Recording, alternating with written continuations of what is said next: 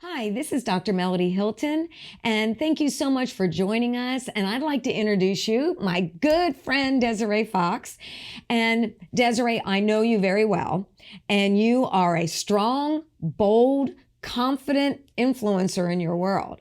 And I know you use your influence for the good of others. So how do you manage your thoughts, your emotions, your disappointments, so that your decisions are really used for the good of others? Well, thanks for having me, Dr. Melody. You're I welcome. appreciate it.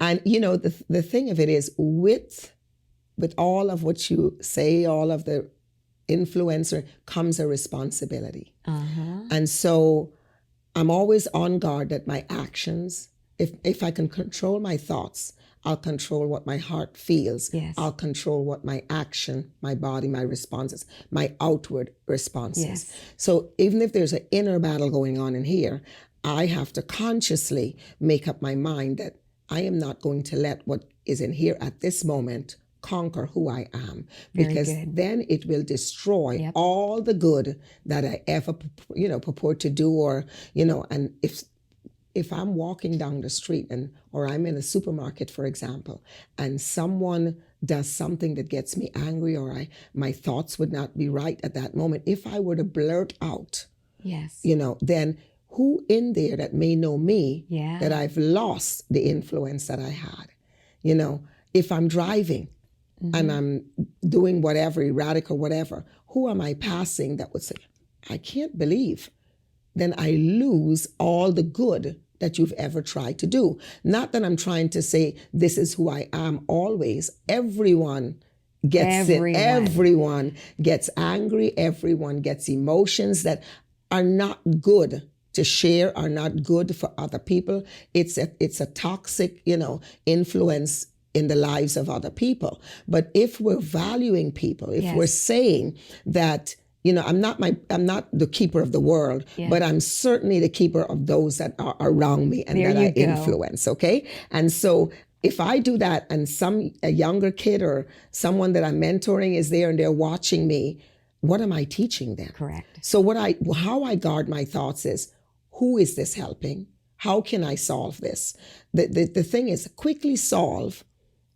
resolve quickly in your mind the issue at hand, so that I can be who I'm supposed to be without having that make an impact in my actions. So you have learned to assess your thoughts, your attitudes, and then submit them to wisdom. Yes. And as you submit them to wisdom, it empowers you to be that power used for good in your sphere of influence. That's it. And the key to it is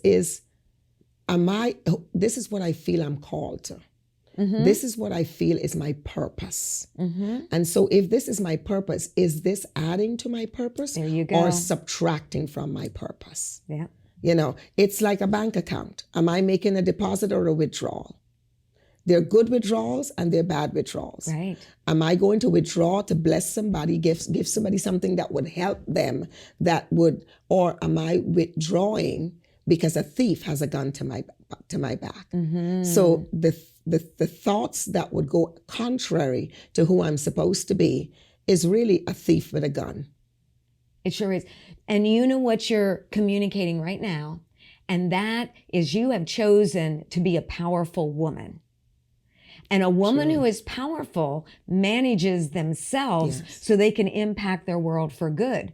And when you allow your emotions and your words and allow all those things to spew out of your mouth, you are actually becoming powerless. That's right. And it might appear powerful, but it's really, I am out of control rather than controlling my life so that I can be that positive influence for good. That's true. Because you know what? When you're so in control and you feel you're powerful and you have an influence, when something goes against it, the fear comes in to kind of grip. Well, wait a minute, this shouldn't be happening to me. And what fear does, it introduces anger. Yes. And then things come out that should not be a part of you. So that's why you have to be so much in control that, look, I may be fearful here, but I'm not going to stay here. Correct. What can I do? I'm either going to be a solution to this problem we have, or I'm going to become a problem. So I don't want to become a problem. So I have to choose to become a solution. And so I have to strategically analyze let's see what's happening here. If we have A, B, C, what do we do with it? What is out of place? What can we tweak that we can put back into position so we can get back to where we were? And how can we justly fix this for all parties concerned? That is so good. One of the processes I go through when I feel fear, I've learned that I become the opposite of who I really am when I'm functioning in fear. So if I confront my internal fears and overcome them on the inside of me, then my actions will be for good. That's it. But if I do it afraid, I'll probably do it wrong every time. Every time. And I have done it wrong. I've done it wrong too. So I try. That's where we say, will you forgive me? Yes, exactly. And try and do some repairs, some damage control to what's been done. And so that's why I've learned that if you can just calm down, don't say a word. Don't let anything come out. Just process it, fix it, and then you can come out on an even keel, and it'll be good for everyone around. That is beautiful. And do you realize you are powerful?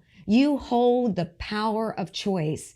And we all face things internally, but the fact is, when you can submit that to wisdom and submit it to what is really going to do good for your world, then you become a part of the solution. Thank you so much for joining us today. Bye-bye.